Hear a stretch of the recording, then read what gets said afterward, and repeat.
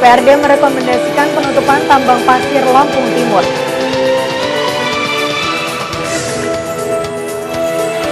Jalan provinsi penghubung Persewu Lampung Tengah berubah menjadi kubangan.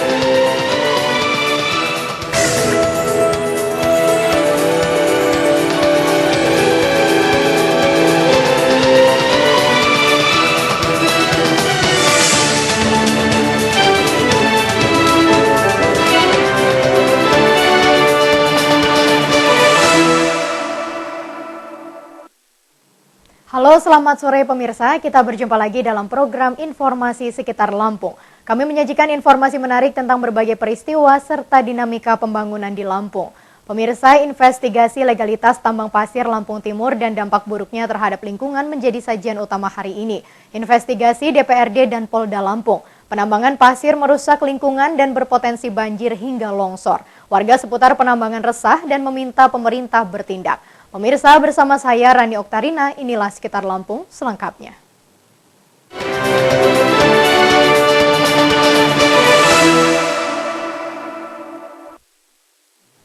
Pemirsa, kerusakan lingkungan akibat penambangan pasir di Lampung Timur mendapat sorotan kalangan Dewan.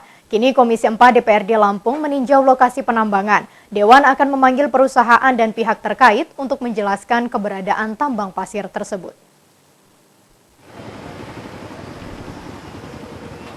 Rombongan Komisi 4 DPRD Lampung yang dipimpin Sekretaris Komisi Priyo Budi Utomo Rabu sore kemarin meninjau kerusakan lingkungan akibat penambangan pasir di Desa Mulyosari, Kecamatan Pasir Sakti, Lampung Timur. Selanjutnya Komisi 4 akan memanggil pihak terkait untuk membicarakan persoalan tambang pasir ini. DPRD Lampung khawatir permasalahan tambang pasir ini akan menimbulkan persoalan terutama konflik antara warga dan penambang. Sebab penambangan pasir sudah memasuki fase kritis karena menghancurkan jalan desa. Sejumlah jalan desa yang dibangun dengan dana APBD kini rusak parah akibat dilalui truk pasir. Bahkan sebagian jalan tergerus tambang pasir. Ironisnya, pemerintah desa justru memberikan izin dengan menertibkan peraturan desa dengan dalih untuk mendapatkan retribusi pendapatan desa. Padahal faktanya retribusi justru dikelola pihak lain sebagai ajang pungutan liar, sehingga menimbulkan konflik di tengah masyarakat. Menyikapi kondisi ini, Komisi 4 DPRD Lampung segera memanggil pihak-pihak terkait. Tidak menutup kemungkinan Dewan akan mengeluarkan surat rekomendasi penutupan izin tambang pasir di Lampung Timur. Pertama melakukan diskusi ya di komisi, kemudian kita akan setelah itu mungkin arahnya adalah memanggil pihak-pihak yang terkait. Ini mengenai keluhan warga, ini ada beberapa jalan atau aset desa yang digunakan mobilitas pasir. Apa tindakan dari komisi? Itu yang tidak boleh, tidak bisa itu. Seharusnya diberhentikan. Tapi kita kan bukan eksekutif. Kita akan minta kepada pemerintah daerah dalam hal ini, terutama jalan-jalan desa, kemudian jalan-jalan yang dibiayai oleh APBD kabupaten untuk tidak bisa dilewati itu. Tapi faktanya sekarang semua udah rusak apa? Ini berarti ada ketidakjelasan. Pemirsa, usai meninjau lokasi penambangan pasir di Lampung Timur, Komisi 4 DPRD Lampung meminta pemerintah desa transparan dalam menertibkan peraturan desa tentang tambang pasir. Sebab Perdes terindikasi ada kong kali kong antara pengusaha tambang pasir dan oknum tertentu, sehingga para penambang leluasa membuka lahan baru untuk ditambang. Rombongan Komisi 4 DPRD Lampung melihat adanya indikasi permainan antara penambangan dan aparat dalam penambangan pasir di Lampung Timur. Kondisi ini terlihat dari izin penambangan yang dikeluarkan tanpa memperhatikan aspek lingkungan.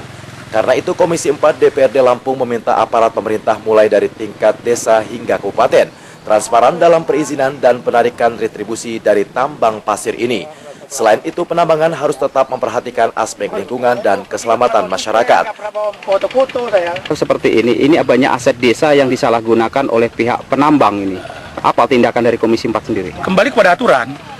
Aturan semua kita ini bekerja, semua pekerjaannya ada aturan yang mengatur. Kalau memang melanggar aturan, ya kita sikapi nanti bagaimana seharusnya mereka-mereka ini yang berbuat bekerja di sini. Pemangku kekuasaan yang punya kewenangan kok bisa tutup mata. Nah, sampai ke sana juga akan kita selidiki. Melihat kondisi jalan juga ini kan rusak parah nih Bu, untuk mobilitas kendaraan. Apa tindakan dari komisi sendiri nantinya?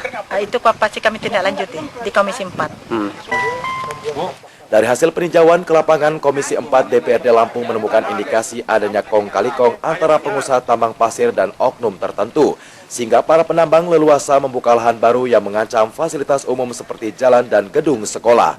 Dari Lampung Timur, Supriyono melaporkan.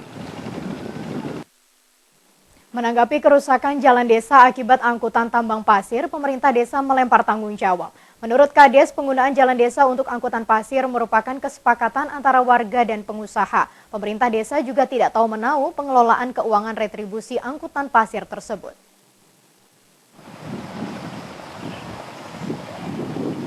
Bardan, Kepala Desa Mulyosari, Kecamatan Pasir Sakti, Lampung Timur menyatakan tidak mau menahu tentang izin tambang pasir dan penggunaan jalan desa untuk angkutan pasir. Dia hanya sebatas mengeluarkan peraturan desa tentang penggunaan jalan desa berdasarkan hasil musyawarah masyarakat dan pengusaha tambang. Untuk pengelolaan uang retribusi dikelola oleh pihak lain yang akan bertanggung jawab terhadap kerusakan jalan. Berdasarkan kesepakatan dan janji pengusaha tambang pasir, perbaikan jalan akan dilakukan setelah operasi penambangan pasir selesai. Kades juga tidak tahu berapa uang retribusi yang terkumpul. Meski begitu, Kades Mulyosari siap bertanggung jawab jika permasalahan tambang pasir dan kerusakan jalan desa meruncing. Sebagai kepala desa, dia hanya sebatas mengetahui sedangkan izin tambang pasir yang mengeluarkan pemerintah Kabupaten Lampung Timur. Itu Pak, bukan dari PT SSC, Pak. Iya, kita bukan nyebutkan PT-nya, Pak. Selama ini memang ada kesepakatan antara pihak desa dengan pihak perusahaan bahwa itu ada retribusi masuk ke kas desa, Pak. Ada. Ada ya, Pak ya. Ada. Terus tanggung jawab sendiri sejauh ini seperti apa, Pak? Kerusakan jalan itu, Pak? Tanggung jawab kerusakan jalan itu sudah ada yang mengelola, Pak. Sudah yang dari mengelola. tokoh masyarakat, yaitu yang menangani. Dia memang diminta tokoh masyarakat yang bertanggung jawab. Di situ saya sendiri tidak, artinya itu berapa anggaran untuk itu dari pihak perusahaan itu langsung ke tokoh masyarakat, tidak pernah lewat saya. Kepala Desa Mulyosari mengakui jalan desa yang digunakan angkutan pasir semula merupakan jalan onderlak yang dibangun dengan dana APBD tahun lalu. Kini kondisi jalan rusak parah dan perusahaan penambang yang bertanggung jawab memperbaiki. Dari Lampung Timur, Supriyono melaporkan. Protes kerusakan lingkungan dan dampak buruk penambangan pasir tidak digubris pengusaha maupun pemerintah daerah. Warga Lampung Timur beralih mengadu ke DPRD Lampung sampai 2 kali. Ketua Dedi Afrizal memastikan pengaduan ditindaklanjuti dengan pembuatan Komisi 4 serta pembentukan tim investigasi bersama Polda Lampung. Waktu yang lalu DPRD Provinsi Lampung juga mendapat 2 laporan dari masyarakat di Kabupaten Lampung Timur ya terkait dengan penambangan pasir. Yang kita juga tidak tahu penambangan pasir itu status perizinannya seperti apa, karena ini menjadi keluhan masyarakat dan menjadi tugas kami juga nanti bagaimana melakukan pengawasan terkait laporan mereka. Yang saat ini surat laporan itu masih dibahas di komisi terkait di Komisi 4 ya. Kita minta mungkin dalam waktu dekat ini kajiannya sudah bisa masuk dan langkah apa yang akan kita lakukan. Kemudian terkait itu juga kita sudah koordinasi juga dengan Kapolda dan juga Pemprov. Ya, kita akan melakukan penertiban, artinya kita akan lakukan investigasi ke lokasi supaya ya permasalahan-permasalahannya tidak menimbulkan permasalahan sosial yang gesekan, bahkan nanti akan timbul konflik antar warga sendiri. Pemirsa, penambangan pasir di Lampung Timur merusak lingkungan maupun infrastruktur jalan. Pemukiman dan fasilitas pendidikan pun terancam longsor dan banjir. Warga makin resah karena pemerintah tidak tegas menimbang penambang yang membabi buta.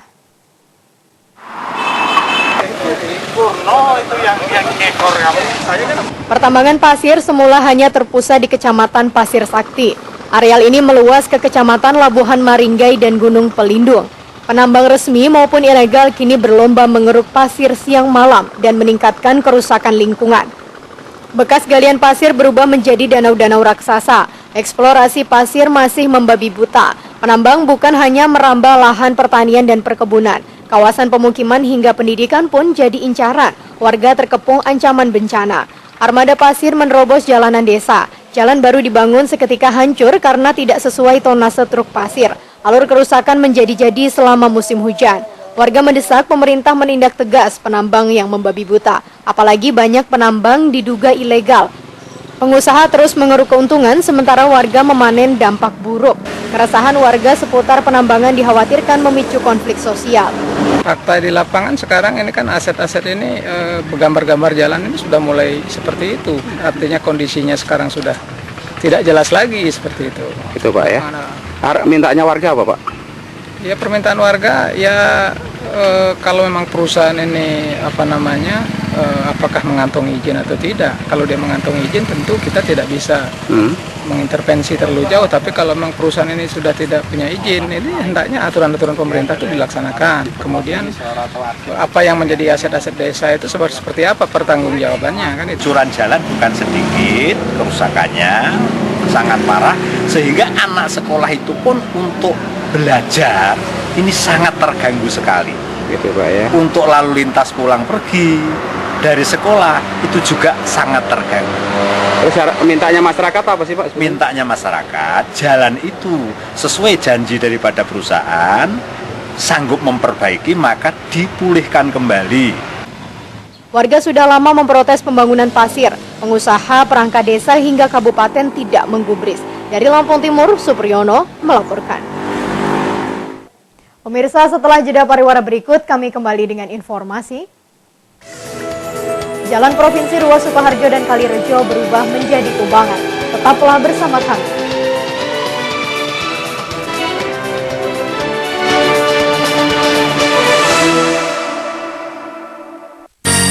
Untuk menghasilkan kue tradisional yang terbaik, saya pasti hanya menggunakan tepung beras dan tepung ketan Rose Brand.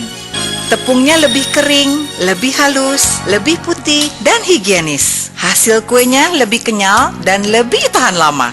Untuk tepung beras dan tepung ketan, tidak ada pilihan lain, kecuali Rose Brand. Rahasia sukses pasti pakai Rose Brand. Beras Rose Brand.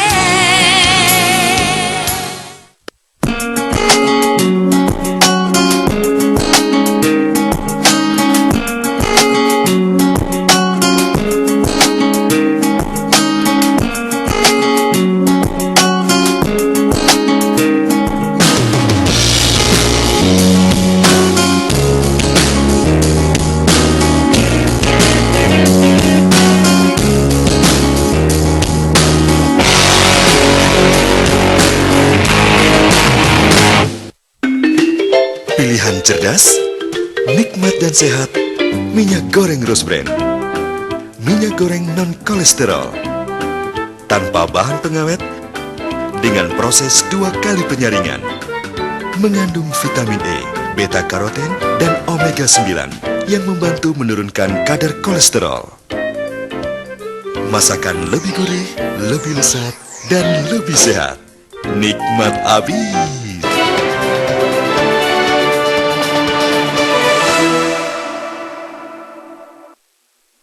Pemirsa, terima kasih Anda masih bersama kami. Akses Jalan Raya Sukoharjo Kabupaten Pringsewu makin sulit akibat parahnya kerusakan. Jalan provinsi ini tidak pernah diperbaiki selama 10 tahun. Badan jalan amblas dan berubah menjadi kubangan.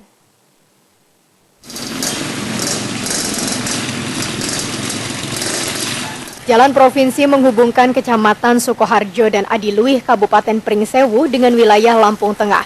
Jalur ini menjadi tumpukan kendaraan umum maupun angkutan barang. Akses lalu lintas makin sulit akibat parahnya kerusakan. Jalanan kini berubah menjadi kubangan. Lubang besar bertambah sepanjang puluhan kilometer dan badan jalan di sejumlah ruas bahkan amblas sama sekali.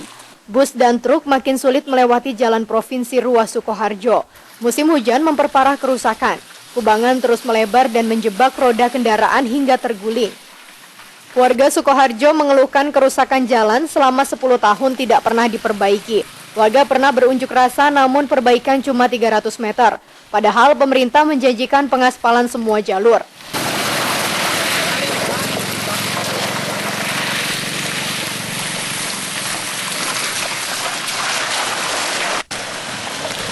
Kondisi jalan ini udah lama ya?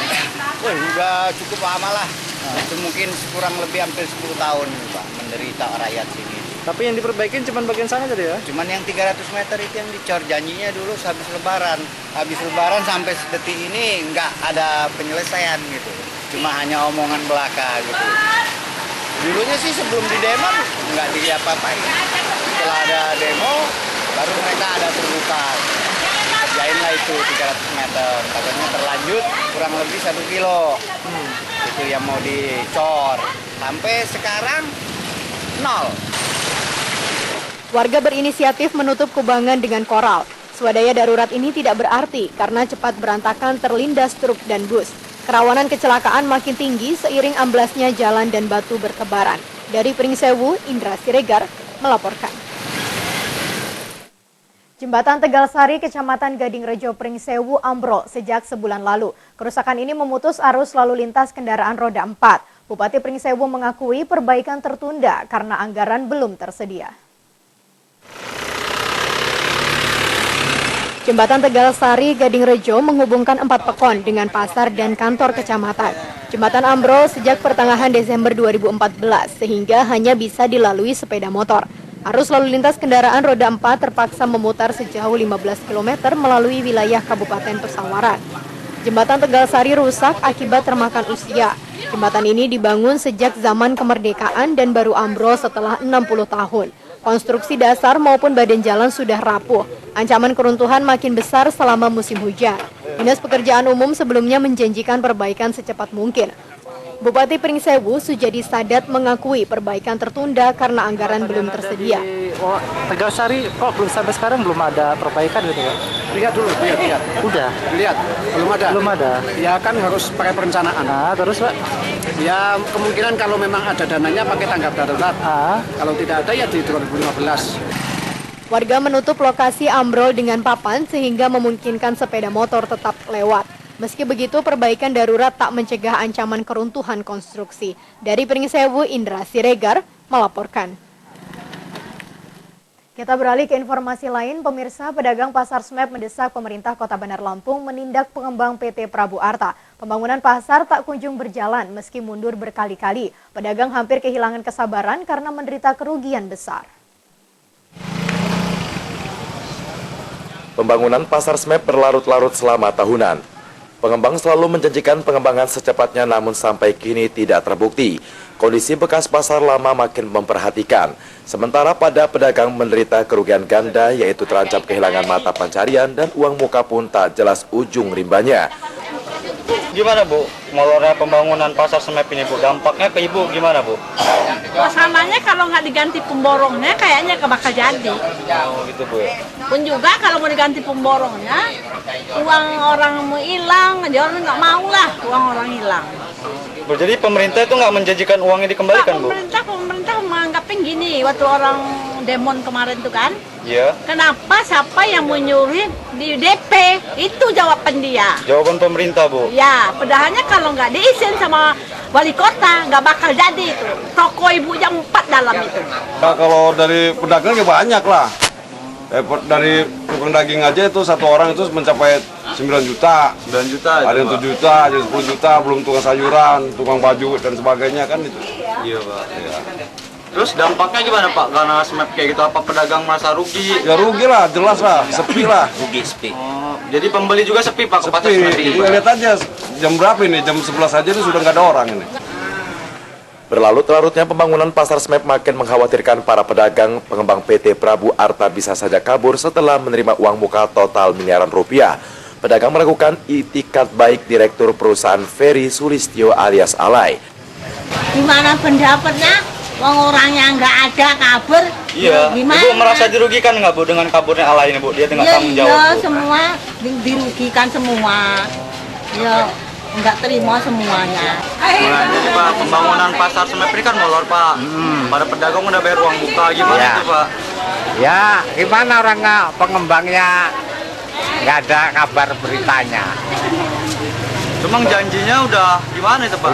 Udah, janjinya kan paling akhir kan Desember ini. Komisi 2 DPRD Bandar Lampung segera memanggil PT Prabu Arta agar membangun Pasar Smep sesuai kontrak. Dewan prihatin karena pengembang menunda-nunda pekerjaan hingga lebih setahun. Dari Bandar Lampung, Oki Firmansyah melaporkan. Pemirsa, setelah pesan-pesan berikut ini, kami kembali dengan informasi. Perusahaan gas negara mulai salurkan energi ke pembangkit listrik dan perindustrian di Lampung. Ikuti informasinya sesaat lagi.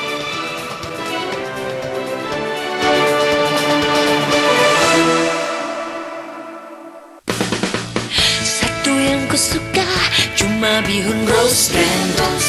Oh bihun Rose Brand, nikmat tak terkira hanya bihun Rose Brand. Oh bihun Rose Brand, bihun Rose Brand semua suka. Rose Brand lezat tak terkira. Bihun Rose Brand, bihun kita semua.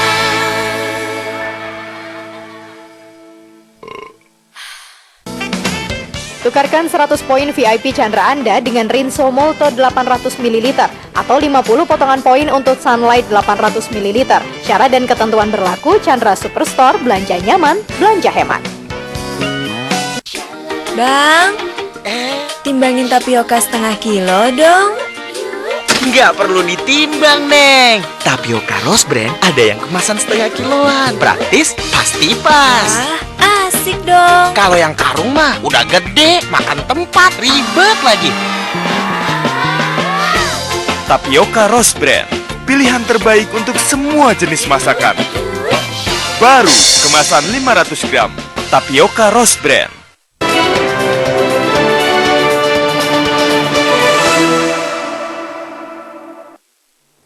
Pemirsa, terima kasih Anda masih bersama kami. Perusahaan gas negara sudah mendatangi perjanjian jual beli gas dengan 14 perusahaan di Lampung. Penyaluran gas mulai 100 juta feet kubik mulai bulan depan. Penggunaan gas bumi dapat meningkatkan daya saing dan reproduktivitas perindustrian. Perusahaan gas negara PGN siap menyalurkan energi gas bumi setelah menyelesaikan infrastruktur berupa jaringan pipa di Lampung. Jaringan ini melayani pembangkit listrik hingga perindustrian. Direktur Teknik Perusahaan Gas Negara Joko Saputro mempresentasikan kesiapan jaringan gas. Pemasaran cukup sulit, namun PGN dan 14 perusahaan sudah menandatangani perjanjian jual beli gas. PGN memprioritaskan pelayanan gas ke perindustrian dan pembangkit listrik. Pendistribusian awal mencapai 100 juta feet kubik. Pelayanan rumah tangga segera menyusul bersama pengembangan jaringan. Satu perusahaan sudah menggunakan gas dan yang lainnya mulai Februari. Awalnya memang pemakaian sedikit, tapi ibarat kayak telur sama ayam, yang penting kita sudah menyiapkan infrastrukturnya.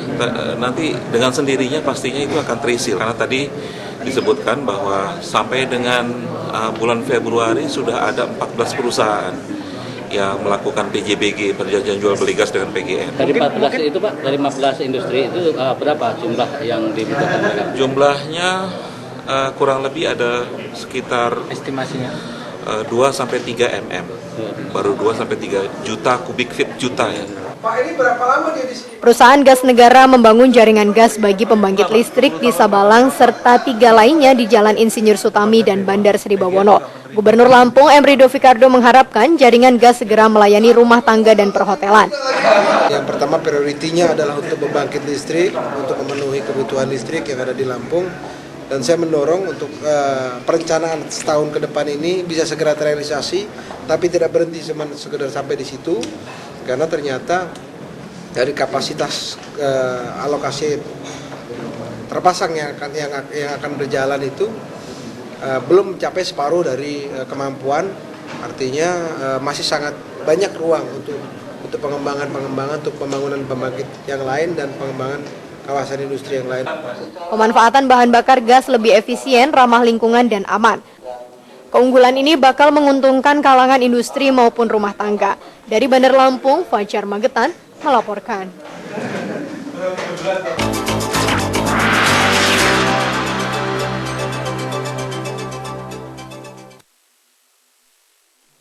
Pemirsa, Lampung Tengah menyelenggarakan lomba seni budaya tingkat SMA di Kompleks SMA Negeri 1 Kota Gajah. Wakil Bupati Mustafa mengingatkan para siswa mengembangkan bakat seni dan menjauhi narkoba. Lomba seni budaya tingkat SMA Lampung Tengah menyertakan sekolah negeri maupun swasta. Pembukaan acara dihadiri Wakil Bupati Mustafa, Ketua DPRD Junaidi, Kepala Dinas Pendidikan Sarjito, serta pejabat pemerintahan kabupaten. Mustafa mengingatkan para siswa belajar sungguh-sungguh dan menjunjung tinggi nama besar Lampung Tengah. Para pelajar harus menjauhi segala bentuk narkoba. Siswa sebaiknya mengembangkan bakat seni dan budaya secara dinamis. Lulusan SMA dari Lampung Tengah ini bisa berkompetisi dan bersaing dengan SMA-SMA lain yang di Lampung maupun di luar Provinsi Lampung. Karena kita ingin mengingat bahwa persaingan ke depan itu akan luar biasa. Apalagi terkait dengan Lampung Tengah ini dengan luas wilayah yang cukup, kita perlu memotivasi mereka dengan mengagendakan kegiatan-kegiatan ekstra. Siswa berulang tahun saat lomba seni budaya mendapat hadiah dari Wakil Bupati Mustafa. Hadiah ini menjadi kejutan sekaligus menyenangkan siswa. Dari Lampung Tengah, Amir Mahmud dan Mujahid melaporkan. Pemirsa, sebanyak 481 guru lulus pendidikan dan latihan profesi guru di Gedung Berdiklat Kota Gajah, Lampung Tengah. Peserta berhak menerima sertifikat yang diserahkan oleh Wakil Bupati Mustafa kemarin siang. Pendidikan dan latihan profesi guru atau PLPG Lampung Tengah dilaksanakan oleh Unila. Program ini menyertakan 481 guru. Peserta lulus menerima sertifikat dan diserahkan simbolis oleh Wakil Bupati Mustafa. Para guru berhak mendapatkan tunjangan sertifikasi 3 bulan sekali. Pelatihan dan pendidikan profesi guru menjadikan peserta memahami tata cara mengajar dengan benar. Guru segera mengamalkan ilmunya di sekolah maupun lingkungan masyarakat. Wakil Bupati Mustafa menyatakan Lampung Tengah paling awal mencairkan dana sertifikasi guru dibandingkan daerah lainnya.